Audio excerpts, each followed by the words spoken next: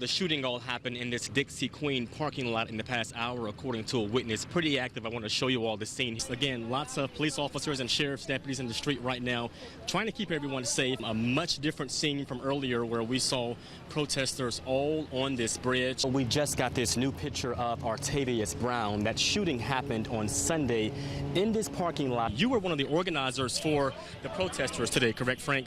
Tell me, how long were you actually on that bridge?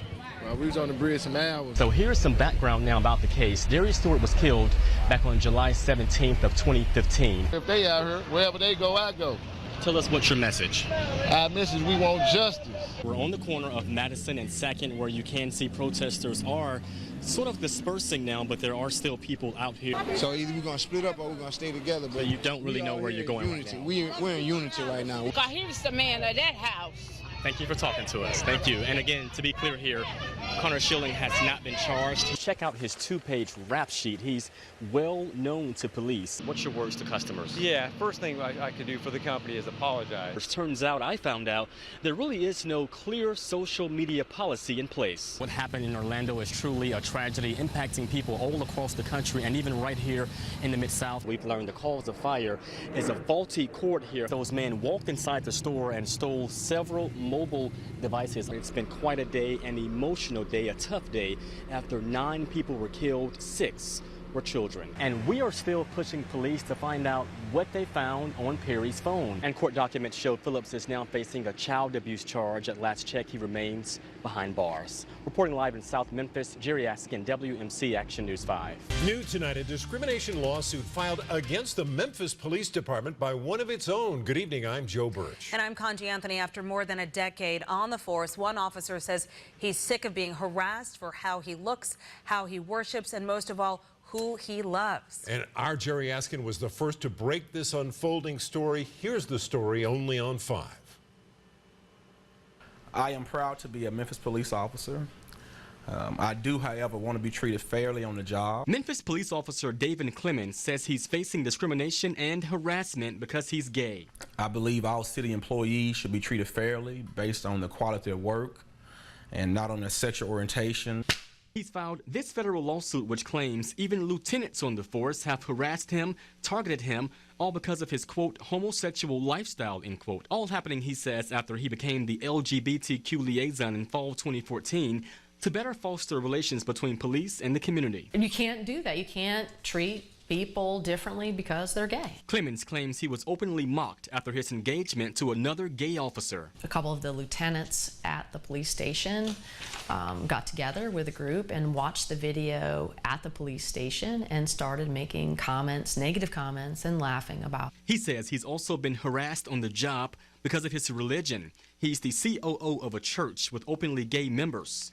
He also claims he's been harassed for a disability that keeps him from shaving. He is not able to shave closely, and this has been known that he has this shaving profile, so he doesn't have to shave closely, and all of a sudden now that's not good enough. Now, according to this lawsuit, Clemens has been suspended twice and even fired once, but rehired after another lawsuit. Today, we asked more questions, but his lawyer would only allow him to read a 3-sentence statement. And I want to continue my career as a police officer without any interruption or discrimination.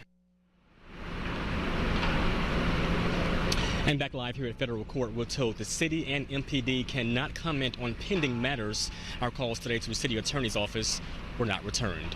For now, we're live in downtown Memphis. Jerry Askin, WMC Action News 5. WMC Action News 5's Jerry Askin has that story from Whitehaven. Jerry?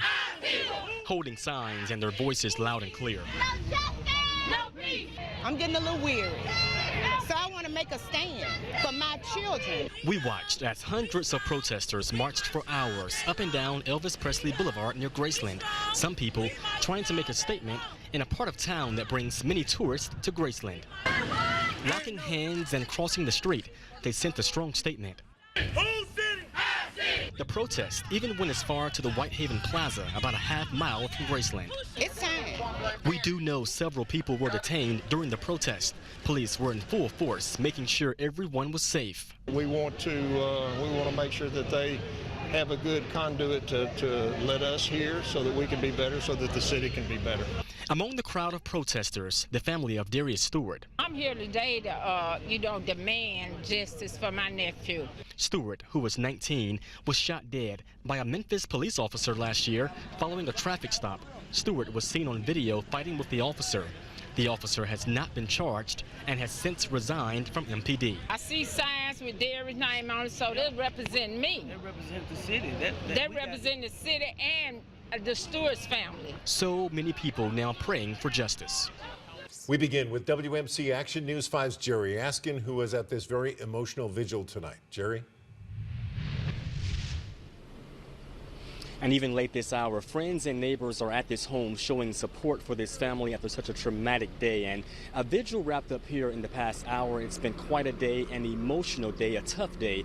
After 9 people were killed, 6 were children. A circle of family and friends. You pray for me. They prayed, held candles, and grieved.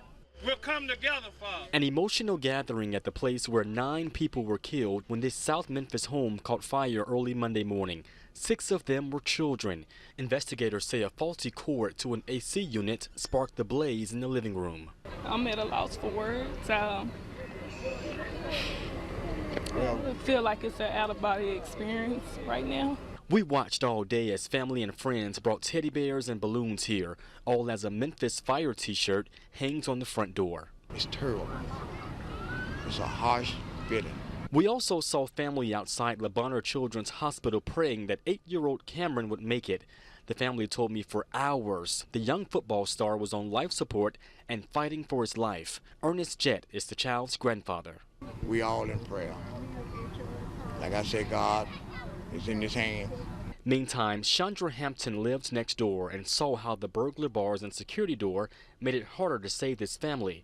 She told me she already has made some changes at her home in case of an emergency. We went through and rekeyed every swing gate that we had. And then we taped the keys to the wall. It'll be tough for this family. Walking by faith, that's all I can say. And they're praying for peace and understanding. So I believe it's in the good Lord's hand, that he will make a way.